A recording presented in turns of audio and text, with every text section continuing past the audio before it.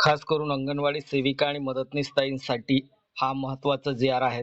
काय आहेत या जी-आरमध्ये आणि नवीन नियम काय लागू करण्यात आला आहे सेविका आणि मदतनीसताईंना? 6 ऑगस्ट 2026ला हा जी-आर जाहीर करण्यात आला आहे. व्हिडिओ शेवटपर्यंत पहा आणि जास्तीत जास्त आपल्या सेविका आणि मदतनीसताईंना हा व्हिडिओ नक्की शेअर करा. 6 ऑगस्ट 2026ला काय अपडेट आले आहेत अंगणवाडीची, ती सविस्तर आपण या जी-आरमध्ये बघायचं आहे. पहिल्यांदा तुम्ही चॅनलवर त्याला सध्या चॅनलला सबस्क्राईब करून घ्या. चला तर आपण 6 ऑगस्ट 2026ला जो जी-आर आला आहे, त्या जी-आरमध्ये सेविका आणि मदतनीसताईंसाठी काय अपडेट आहे ते आपण बघू. तर बघा तुम्ही बघू शकतात 6 ऑगस्ट 2026 एकात्मिक बालविकास सेवा योजना आयुक्तालय महाराष्ट्र राज्य नवी मुंबईकडून एक जी-आर जाहीर करण्यात आला आहे. जिल्हा कार्यक्रम अधिकारी, जिल्हा परिषद सर्व, बालविकास प्रकल्प अधिकारी, नागरी प्रकल्प सर्व यांच्याकडून हे जी-आर जाहीर करण्यात आला आहे. विषय काय आहेत? अंगणवाडीतील बालकांच्या सुरक्षिततेबाबत घ्यायची काळजी व उपाययोजनेबाबत उपरोक्त विषयास अनुसरून कळवण्यात येते की बदलापूर तालुका, अंबरनाथ जिल्हा, ठाणे येथील शाळेमधील अल्पवयीन मुलीसोबत घडलेल्या घटनेच्या अनुषंगाने माननीय उच्च न्यायालय मुंबई यांनी गठीत केलेल्या समितीच्या शिफारसीनुसार कारवाई करण्याबाबत आपणास वरील संदर्भ पत्रान्वये यापूर्वीच कळवण्यात आले होते.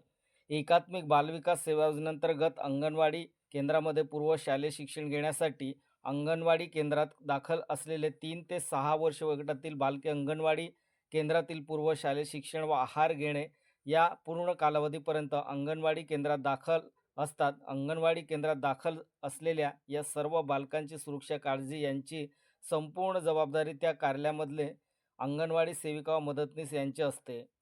अंगणवाडी सेविका व अंगणवाडी मदतनीस यांच्या दुर्लक्षितपणामुळे किंवा अनुपस्थितीमुळे या बालकांच्या सुरक्षिततेचे समाज कटकापासून धोका निर्माण होऊ शकते. सद्यस्थितीत समाजमध्ये लहान बालके व बालिका यांच्यावर अत्याचार होण्याच्या घटना समोर येत आहे. ही बाब आपणास सर्वात अवगत आहे. सर्व जिल्हा कार्यक्रम अधिकारी, बालविकास प्रकल्प अधिकारी व प्रवेशिका, मुख्य सेविका, व मुख्य सेविका, अंगणवाडी सेविका व मदतनीस यांनी पूर्वीच्या सूचनेचे काटेकोरपणे पालन करावे.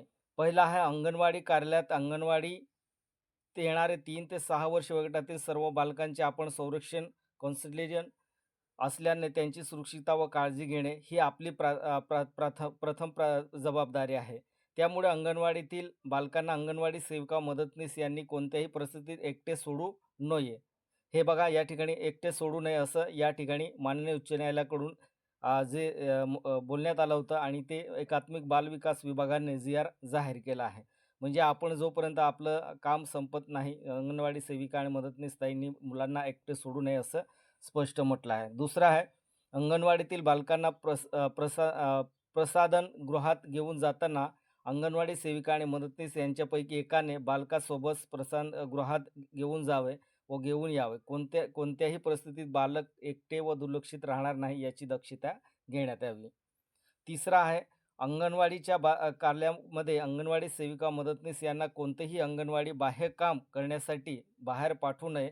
तसं या कालावधीत मानसिक सभा, इतर सभा कार्यक्रम घेण्यात येऊ नये, जेणेकरून अंगणवाडीच्या कार्यक्रमामध्ये अंगणवाडी सेविका, अंगणवाडी मदतनीस व अंगणवाडी केंद्रात उपस्थित राहून अंगणवाडीतील बालकासोबत उपस्थित राहतील याची दक्षता घेण्यात यावी. प्रत्येक वेळेस काय होते, अंगणवाडी सेविका किंवा मदतनीसताईंना बाह्य काम दिले जाते. तर बघा आणखी या जी-आरमध्ये अपडेट देण्यात आला आहे की आपल्याला अंगणवाडी सेविका आणि मदतनीसताईंना अंगणवाडी व्यतिरिक्त बाह्य काम त्यांना देऊ नये असं म्हटलं आहे. कारण मुलांची काळजी घेण्यासाठी तुम्ही मागचं जो व्हिडिओ व्हायरल झाला होता बदलापूरमध्ये, त्या ठिकाणी जी लहान मुलीवर जे अत्याचार झाला होता त्याच्यानुसार ते कोर्टाने, माननीय उच्च न्यायालयाने जे त्या ठिकाणी नियमाचं आता या ठिकाणी सुरक्षितता ठेवण्यासाठी महिला बालविकास विभागाला अपडेट देण्यात आले आहेत. तर त्यांच्याकडून हे सर्व अपडेट दिलं आहे. अंगणवाडीमध्ये येणाऱ्या व्यक्तीविषयी किंवा त्यांच्या वर्तणुकीविषयी संशय निर्माण झाल्यास अशा व्यक्तींना तात्काळ अंगणवाडी केंद्रातून बाहेर जाण्यास सांगावे व त्यांची कल्पना ग्रामस्थांना द्यावी. बघा सेविकाताईंनो, मदतनीसताईंनो, या ठिकाणी काय म्हटलं आहे, अंगणवाडीमध्ये जे येणाऱ्या व्यक्तीविषयी किंवा त्यांच्या वर्तणुकीविषयी संशय निर्माण झाल्यास अशा व्यक्तीला तात्काळ अंगणवाडी केंद्रातून बाहेर जाण्यास सांगावे, याची कल्पना ग्रामस्थांनी द्यावी. 5वा मुद्दा आहे, कोणत्याही परिस्थितीत अंगणवाडी सेविका, अंगणवाडी मदतनीस यांची अनुपस्थित बालकांना अंगणवाडी केंद्रात ठेवू नये, असं या ठिकाणी स्पष्ट म्हटलं आहे. म्हणजे एक तरी त्या ठिकाणी आपलं सेविका असेल, मदतनीस बाहेर गेले असेल तर सेविका त्या ठिकाणी थांबायचं, ते सेविका बाहेर गेली असेल तर मदतनीस. पण मुलांना एकटे सोडू नये असं स्पष्ट म्हटलं आहे. जास्तीत जास्त आपल्या सेविका आणि मदतनीस ताईंना हा व्हिडिओ शेअर करा. 6 अंगणवाडीची वेळ संपल्यानंतर अंगणवाडीतील बालकांना केवळ त्यांच्या पालकांच्या संपुर्तात करावे. 7वा अंगणवाडीतील बालकांच्या सुरक्षिततेकरिता बालकांच्या माता यांची वेळोवेळी मदत घ्यावी. 8 नंबर, आयुक्तालयाने यापूर्वी संदर्भीय पत्रान्वये दिलेल्या सूचनांचे काटेकोरपणे पालन करावे आणि जर एखादी अंगणवाडी सेविका मदतनीस अंगणवाडीतील बालकांना बेजबाबदारपणे अंगणवाडीत ठेवून इतर कामासाठी अंगणवाडी बाहेर निघून जाईल अशा अंगणवाडी सेविका व मदतनीस यांच्याविरुद्ध कडक कारवाई करण्यात यावी. ही प्रकरणाचे गांभीर्याने विचारात घेऊन आवश्यकतेनुसार सेवेतून तात्काळ कार्यमुक्त करण्याची कारवाई करण्यात यावी, असं स्पष्ट म्हटलं आहे.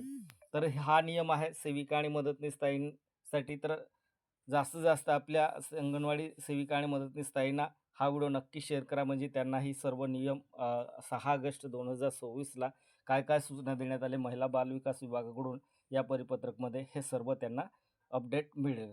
धन्यवाद.